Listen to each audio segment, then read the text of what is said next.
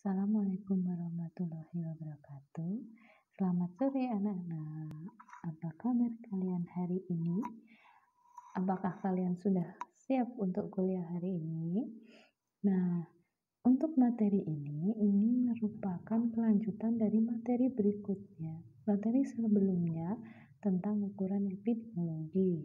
Nah, di sini ini akan menjelaskan cara mengukurnya.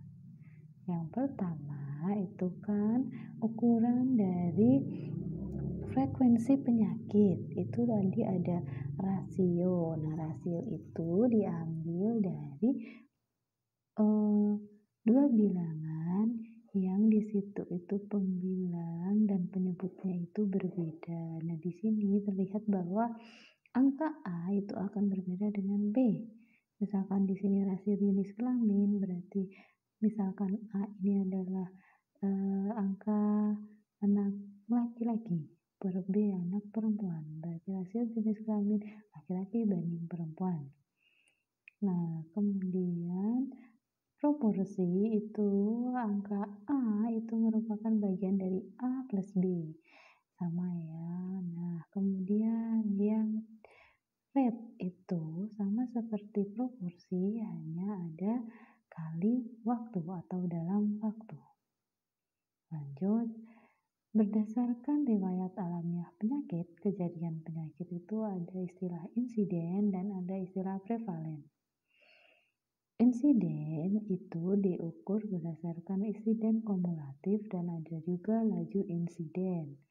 Nah, insiden kumulatif itu sendiri merupakan parameter untuk menafsirkan probabilitas atau resiko seseorang terkena penyakit dalam waktu tertentu. Jadi, insiden kumulatif itu adalah melihat orang yang terkena penyakit di antara orang yang beresiko terkena penyakit tersebut.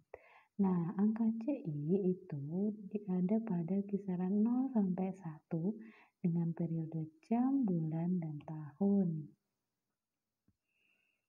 Contohnya di sini ada track rate keracunan setelah makan tempe bongkrek. Terus ada juga angka resiko kejang sejak usia 6 tahun, dari lahir sampai 6 tahun. Kemudian angka kematian karena TBC, probabilitas kelangsungan hidup saat seseorang telah terdeteksi kanker paru. Resiko dalam 5 tahun terkena penyakit jantung koroner pada laki-laki.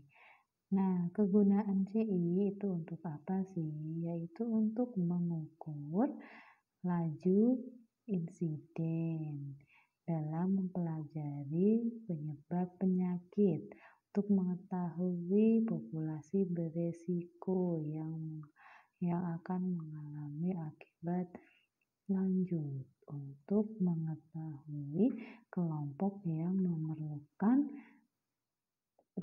intervensi kesehatan. Nah, lanjut, metode perhitungan CI itu ada metode kumulatif sederhana, metode aktuarial tabel hidup, metode pendekatan laju insiden.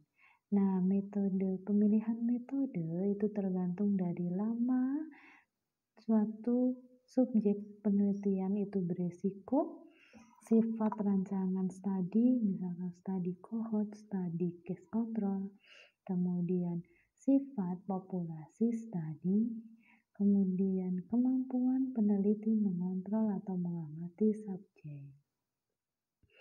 Nah, metode kumulatif sederhana itu biasanya itu pada apa sih? Atau sifat metode kumulatif sederhana itu seperti apa? Yaitu pada kasus yang tetap dengan ukuran kecil sampai sedang. Nah, dan yang selama dilakukan follow up atau dilakukan intervensi itu subjek yang hilang hanya sedikit atau tanpa subjek hilang. resikonya kecil atau pendek. Nah, contohnya apa? Contohnya adalah insiden kumulatif keracunan makanan, kematian kasus karena kolera. Nah, kemudian rumusnya seperti apa sih? Pada intinya, saat kalian melihat insiden, berarti di sini adalah kasus baru per jumlah populasi. TO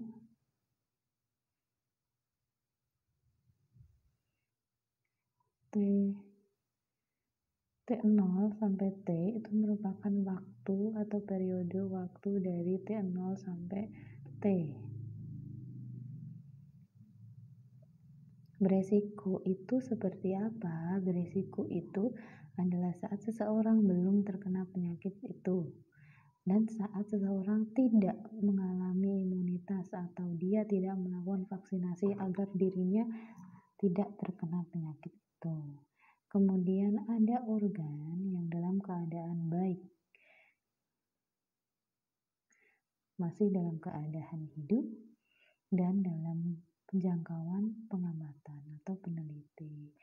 Nah, di sini ada contohnya adalah untuk mengetahui kasus keracunan makanan pada suatu acara, populasi penduduknya 500, orang yang datang di acara itu 100, kemudian yang mengalami gejala keracunan 25, maka saat menghitung CI adalah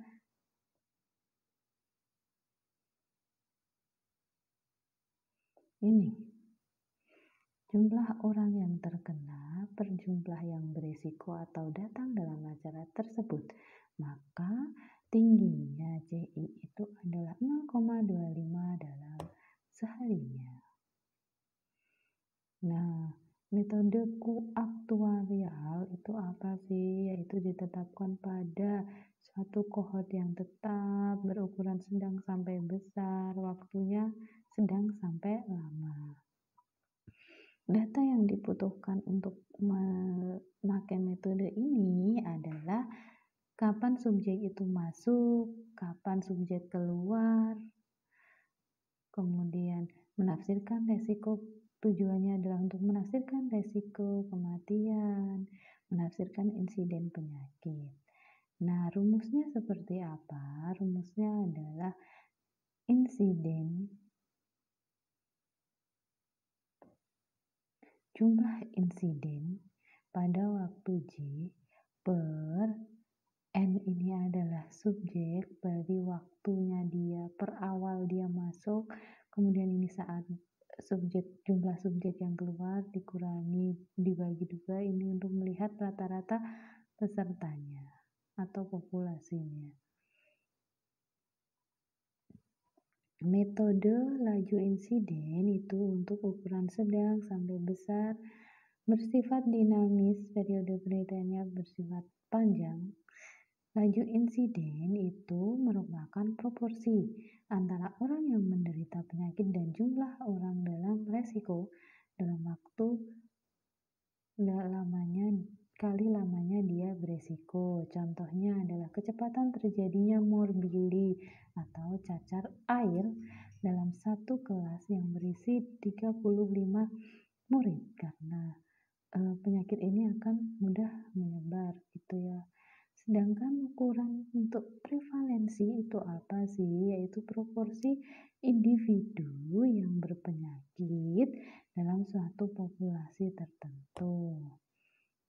Nah, contoh prevalensi itu di sini untuk melihat pada prevalensi investasi Ascaris umbilicoides pada murid SD. Nah, diambil ini dari segini anak, maka ternyata berapa persenkah ini per ini kali 100 gitu ya. Nah, ini merupakan UAS kita yang pada intinya dengan ilmu yang kita pelajari diharapkan bisa untuk mencegah terjadinya penyakit.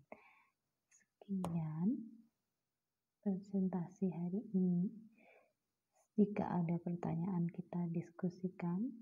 Kita tutup dengan bacaan hamdalah bersama-sama. Alhamdulillahirrahmanirrahim. Semoga kuliah ini bermanfaat. Wassalamualaikum warahmatullahi wabarakatuh.